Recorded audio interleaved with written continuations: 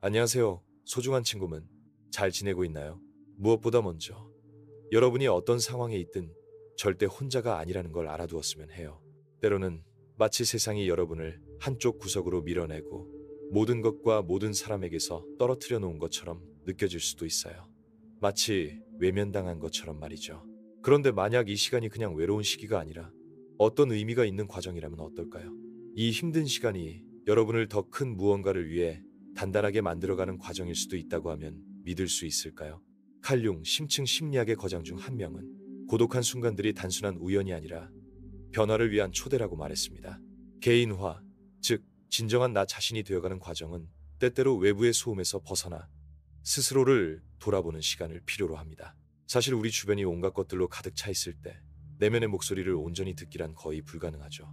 어쩌면 예전에는 소중했던 사람들과 멀어지고 있을지도 몰라요. 혹은 삶의 의미를 주던 어떤 것을 잃었을 수도 있죠. 아니면 그냥 세상은 계속 앞으로 나아가는데 나만 뒤처진 듯한 기분이 들 수도 있어요. 하지만 이게 정말 운명의 실수일까요? 아니면 기회가 다른 모습으로 찾아온 걸까요? 우리는 흔히 고립이라고 부르는 이 시간이 사실은 우리를 다시 세우기 위해 우주가 만들어준 공간일지도 모릅니다. 사회는 우리에게 늘 사람들과 어울리고 생산적이며 바쁘게 살아가는 것이 성공이라고 가르칩니다. 하지만 융은 달랐어요. 그는 때때로 우리의 무의식이 우리를 내면으로 부르며 깊은 자기 탐색의 시간을 요구한다고 믿었습니다. 그런데 만약 우리가 이 부름을 외면하면 어떻게 될까요? 더 큰 고통을 겪게 돼요. 왜냐하면 그것은 결국 우리 내면이 자연스럽게 거쳐야 할 과정을 거부하는 것이기 때문이죠. 그러니 지금 만약 세상이 여러분을 고립시킨 것처럼 느껴진다면 이렇게 물어보는 건 어떨까요? 이 침묵 속에서 나는 무엇을 배워야 할까? 그 답은 예상치 못한 곳에 있을지도 모릅니다. 많은 경우 고립은 상실이라는 모습으로 찾아옵니다. 한때 변함없이 곁에 있을 것 같았던 친구들을 잃기도 하죠. 하지만 시간이 지나면서 그들이 단지 상황이 좋을 때만 함께했던 사람들이었다는 걸 알게 됩니다. 삶의 안정감을 주던 익숙한 일상을 잃을 수도 있어요. 하지만 가만히 들여다보면 그 일상이 그저 자동 조종 상태로 흘러가고 있었던 건 아닐까요? 심지어 나 자신을 잃어버린 것 같은 기분이 들 수도 있습니다. 예전엔 의미 있던 것들이 더 이상 마음을 움직이지 않을 때 말이죠. 이런 순간에는 마치 삶이 내 눈앞에서 무너지는 것만 같고 아무리 붙잡으려 해도 손에서 빠져나가는 것처럼 느껴질 수 있어요. 그럴 때 세상이 불공평하게 느껴질지도 몰라요. 왜 모든 것이 예전처럼 그대로일 수 없는 걸까? 왜 이렇게 모든 것이 한꺼번에 멀어지는 것처럼 보일까? 하지만 진실은 이런 시기들이 벌이 아니라 정화의 과정이라는 거예요. 융은 새로운 삶의 주기가 시작되기 전에 오래된 것들이 반드시 소멸해야 한다고 말했습니다. 하지만 여기서 소멸이란 끝이 아니라 깊은 변화를 의미하는 것이죠. 신화 속에서도 이런 개념은 반복해서 등장합니다. 예를 들어 부처를 떠올려 볼까요? 그는 화려한 궁전에서 풍요와 안락함 속에 자랐지만 인간의 고통과 괴로움을 마주한 순간 모든 것을 떠나야 한다는 것을 깨달았습니다. 그는 왕자의 신분을 버리고 궁전을 떠나 오랜 시간 홀로 방황하며 자신과 세상을 깊이 탐구했습니다. 그 과정은 쉽지 않았고 그가 믿어왔던 모든 것이 완전히 무너지는 시간이었죠. 하지만 바로 그 고요 속에서 그는 더 큰 깨달음을 얻게 되었습니다. 그리고 이런 이야기는 단순한 옛날 이야기가 아니에요. 우리 삶에서도 계속해서 반복됩니다. 저 역시 몇 년 전 비슷한 경험을 했어요. 그때 저는 겉으로 보기엔 모든 게 안정적이었죠. 좋은 친구들, 안정적인 직장, 익숙한 하루하루. 하지만 마음 깊은 곳에서는 뭔가 이상했습니다. 이유를 알 수 없는 피로감, 설명할 수 없는 지침이 계속 쌓여왔어요. 그러다 점점 균열이 생기기 시작했습니다. 가깝던 친구들과의 관계가 이유 없이 무너지고 믿었던 직장도 더 이상 버틸 수 없는 곳이 되어갔어요. 무엇보다도 제가 저 자신을 알아볼 수 없게 되었죠. 예전에 저를 정의하던 것들이 더 이상 아무 의미도 없게 느껴졌습니다. 그 시기는 정말 힘들었어요. 내가 어디에서 잘못된 걸까? 내가 문제였던 걸까? 계속해서 자문했죠. 그런데 시간이 지나고 나서야 깨달았습니다. 그 일들은 나에게 일어난 게 아니라 나를 위해 일어난 것이었어요. 저는 완전히 다른 사람이 되어가고 있었고 그 변화는 더 이상 저에게 맞지 않는 것들을 놓아야만 가능했습니다. 그리고 지금 저는 이혼했어요. 이미 몇 번 이야기했던 부분이라 아실 거예요. 아마 몇 년 뒤에는 지금의 저를 돌아보며 다시 생각해보겠죠. 아, 오늘 전 아내가 찾아왔어요. 울면서 다시 돌아가고 싶다고 하더군요. 여러분이 이런 이야기에 관심이 있을지 모르겠지만 아무튼 다시 본론으로 돌아갈게요. 고립은 참 묘한 거예요. 그 안에 있을 땐 벌을 받는 것만 같지만 사실 그 안에서 우리는 이전엔 찾을 수 없었던 답을 발견하기도 하죠. 오래전부터 영적인 전통 속에서 고독은 단순한 형벌이 아니었습니다. 오히려 인간의 성장과 변화를 위한 중요한 과정으로 여겨졌죠. 성경에서도 광야는 시련의 장소이지만 동시에 깨달음의 장소이기도 합니다. 모세는 자신의 백성을 해방시키기 전에 40년간 광야를 헤매야 했고, 예수 역시 공생애를 시작하기 전 40일 동안 완전한 고립 속에서 두려움과 유혹을 마주해야 했습니다.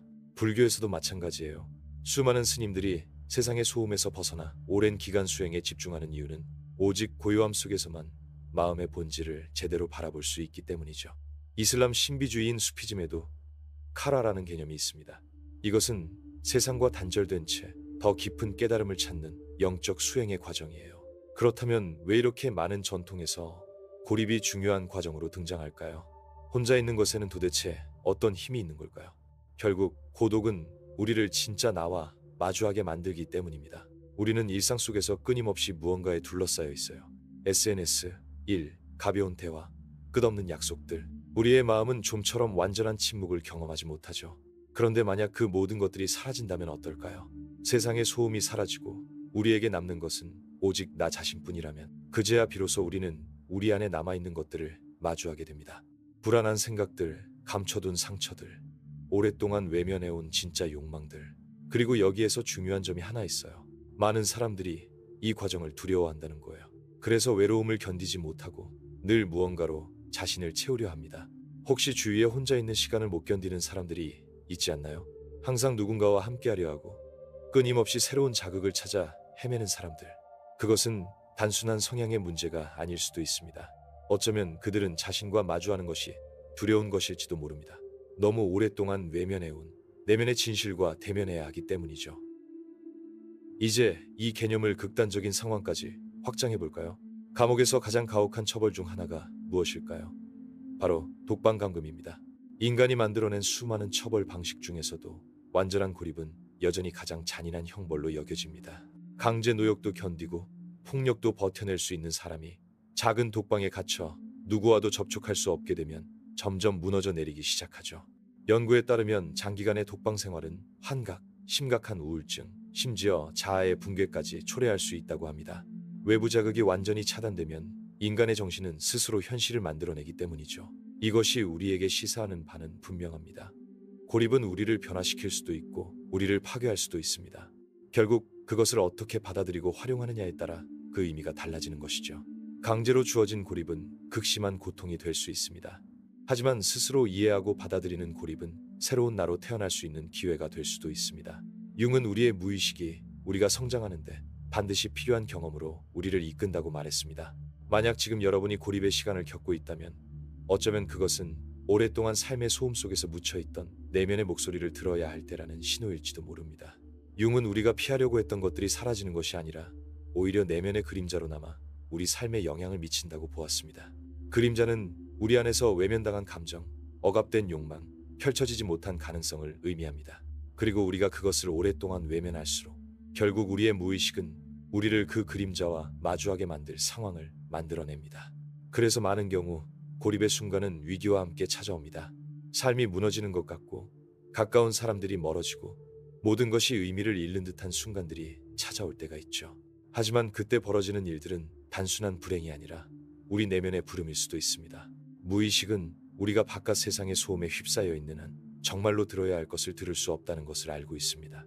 반복되는 일상, 사람들과의 관계, 타인의 기대 속에서 우리는 정작 우리 자신이 어떤 상태인지 놓치고 살기 쉽죠.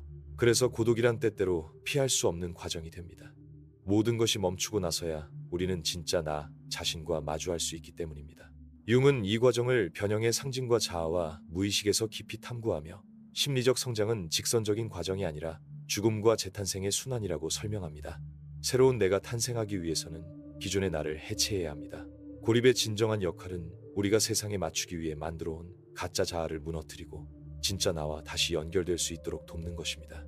이 패턴은 신화와 옛 이야기에서도 반복적으로 등장합니다. 위대한 영웅들은 세상을 변화시키기 전에 반드시 고립의 시간을 겪습니다. 부처는 궁전을 떠나 떠돌며 깨달음을 얻었고 예수는 공생애를 시작하기 전 40일 동안 광야에서 홀로 유혹과 맞섰습니다. 조지프 캠벨이 말한 영웅의 여정에서도 깊은 어둠의 순간이 존재합니다. 이 시기에는 모든 것이 무너지는 듯하고 주인공은 혼자 남아 자신의 가장 깊은 두려움을 직면해야 합니다. 우리 역시 마찬가지입니다. 고립의 순간이 찾아오고 삶이 무너지는 것처럼 느껴질 때 그것은 변화가 필요하다는 신호일 수 있습니다. 그리고 그 변화는 시끄러운 세상 속에서가 아니라 고요 속에서 이루어집니다. 하지만 이 과정에서 거의 이야기되지 않는 중요한 사실이 하나 있습니다. 고립은 잔잔한 휴식이 아니라는 것입니다. 대부분의 경우 그것은 갑작스럽고 거칠게 찾아오며 처음에는 저항과 함께 시작됩니다. 처음에는 과거로 돌아가고 싶다는 강한 욕구가 생깁니다. 왜 이런 일이 나에게 일어나는지 이해할 수 없고 외부에서 이유를 찾으려 하죠. 운이 나빴을까? 사람들이 변한 걸까? 세상이 나를 외면한 걸까? 하지만 시간이 흐르면서 서서히 깨닫게 됩니다. 더 이상 도망칠 곳이 없다는 것을. 그때부터 진짜 도전이 시작됩니다. 첫 번째 장애물은 자신의 내면과 마주하는 것입니다. 바쁜 일상 속에서는 깊은 생각을 할 시간이 거의 없습니다. 하지만 고립 속에서는 그동안 묻어두었던 감정과 기억이 한꺼번에 떠오릅니다. 오래된 상처가 다시 아프기 시작하고 해결된 줄 알았던 문제가 다시 고개를 듭니다. 끊임없이 질문이 떠오르죠. 나는 지금 제대로 가고 있는 걸까? 내가 찾고 있는 것은 존재하는 걸까? 나는 결국 혼자가 되는 걸까? 이런 혼란 속에서 많은 사람들이 길을 잃습니다. 어떤 사람들은 이를 피하려고 SNS나 드라마 같은 외부 자극에 몰입합니다. 또 어떤 사람들은 자기 자신을 비난하며 끝없는 자기 비판의 늪에 빠지기도 합니다. 하지만 융은 이렇게 말했습니다. 우리가 내면에서 거부하는 것들은 사라지는 것이 아니라 오히려 더 강해진다고요. 우리가 외면할수록 그것은 더욱 강력하게 우리를 지배하게 됩니다. 또 하나의 큰 도전은 무력감과 쓸모없음의 감정입니다. 현대사회는 끊임없이 무언가를 해야 한다는 강박을 심어줍니다. 우리는 바쁘게 움직이고 사람들과 연결되고 생산적인 일을 해야 가치 있는 사람이라고 여겨지죠. 하지만 고립 속에서는 이런 역할에서 벗어나야 합니다. 어느 순간 이런 생각이 들 수도 있습니다. 나는 아무것도 하지 않고 있다. 이대로 시간이 흘러가는 게 맞는 걸까? 그러나 자연을 보면 답을 찾을 수 있습니다. 나무는 겨울이 되면 잎을 모두 떨어뜨립니다. 죽는 것이 아니라 다시 피어나기 위해 에너지를 비축하는 것이죠. 고립의 시간도 마찬가지입니다. 표면적으로는 아무 일도 일어나지 않는 것 같지만 그 속에서는 깊은 변화가 일어나고 있습니다.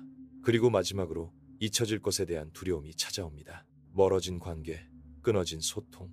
그러다 보면 이런 질문이 떠오르죠. 만약 아무도 나를 찾지 않는다면 세상은 그대로 흘러가는데 나만 멈춰버린 건 아닐까? 이것은 인간이라면 누구나 갖고 있는 깊은 두려움입니다. 우리는 본능적으로 연결을 원하고 소속감을 갈망하죠. 하지만 여기서 중요한 점은 혼자 있는 것과 버려지는 것은 다르다는 것입니다. 세상은 나를 떠난 것이 아닙니다. 단지 지금은 내가 나를 찾는 시간일 뿐입니다. 그리고 진짜 중요한 사람들은 내가 다시 돌아갈 때 여전히 그 자리에 있을 것입니다. 그렇다면 이 시간을 어떻게 지나야 할까요? 어떻게 하면 고립을 성장을 위한 시간으로 만들 수 있을까요? 융은 고립과 침묵이야말로 우리의 의식을 성장시키는 중요한 과정이라고 보았습니다. 그는 자아와 무의식에서 인간의 심리가 여러 층으로 구성되어 있으며 외부 세계에서 떨어져 있는 시간이 오히려 더 깊은 깨달음으로 이어질 수 있다고 설명했습니다. 현대사회는 우리가 항상 사람들과 어울리고 바쁘게 움직이며 끊임없이 소통해야 한다고 가르칩니다. 하지만 융은 이런 삶을 위험한 착각이라고 보았습니다. 우리는 세상의 기대에 맞춰 살아가다 보면 점점 페르소나, 즉 사회적 가면과 동일시되기 쉽습니다. 우리가 타인에게 보이는 모습, 성취하는 역할, 인정받기 위해 만들어진 자아. 하지만 진정한 자아는 그것보다 훨씬 깊은 곳에 존재합니다. 고립의 순간은 바로 이 가면을 벗고 진짜 나와 마주할 기회를 줍니다. 그리고 그 과정을 어떻게 받아들이느냐에 따라 우리는 무너질 수도 있고 새롭게 태어날 수도 있습니다. 고립은 결국 우리가 세상 속에서 만들어 온 페르소나가 서서히 사라지는 과정입니다. 사회적 관계와 일상에서 벗어나면 우리는 더 이상 타인의 기대에 맞춰 살아갈 필요가 없게 됩니다. 그리고 그 순간 비로소 깨닫게 되죠. 나는 정말 누구인가? 이 과정은 결코 쉬운 일이 아닙니다. 우리는 오랫동안 감추거나 부정했던 내면의 부분들과 마주해야 하기 때문이죠. 융은 말했습니다. 우리가 억누른 것들은 사라지는 것이 아니라 무의식 속에 숨어 있다가 결국 다시 떠오른다고요. 그래서 많은 사람들이 고립의 순간을 맞이하면 혼란에 빠집니다. 평소에는 일상 속의 소음이 우리의 깊은 생각을 덮어버리지만 고요 속에서는 그것들이 강렬하게 떠오릅니다. 잊고 있던 기억들이 돌아오고 삶에 대한 의문들이 더 무겁게 다가옵니다. 그리고 우리는 묻기 시작하죠. 나는 누구지? 내가 살아온 방식이 정말 맞았을까? 나는 무엇을 원하고 있을까? 융은 이를 그림자와의 만남이라고 했습니다. 그림자는 단순히 우리가 외면했던 상처나 트라우마만을 의미하는 것이 아닙니다.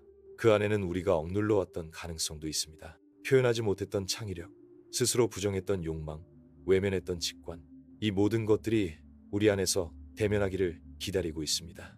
그리고 그동안 피하고만 있었던 이 그림자는 고립 속에서 더 이상 무시할 수 없는 형태로 떠오르게 됩니다. 융은 이러한 과정이 제대로 이해되지 않으면 위험할 수도 있다고 경고했습니다. 고립의 의미를 깨닫지 못한 사람들은 깊은 우울에 빠지거나 자신이 잘못된 길을 가고 있다고 착각할 수도 있기 때문입니다. 그래서 이 시기를 어떻게 받아들이느냐가 중요합니다. 고립을 피하려고 할 것이 아니라 그것을 자기 이해의 도구로 사용해야 합니다. 융은 자아와 무의식에서 이렇게 말합니다. 우리는 고립을 통해 기존의 자아를 해체하고 더 깊고 진실한 자아를 발견할 수 있다고요. 가장 큰 실수는 이 시간이 끝난 후 예전으로 돌아가려는 것입니다.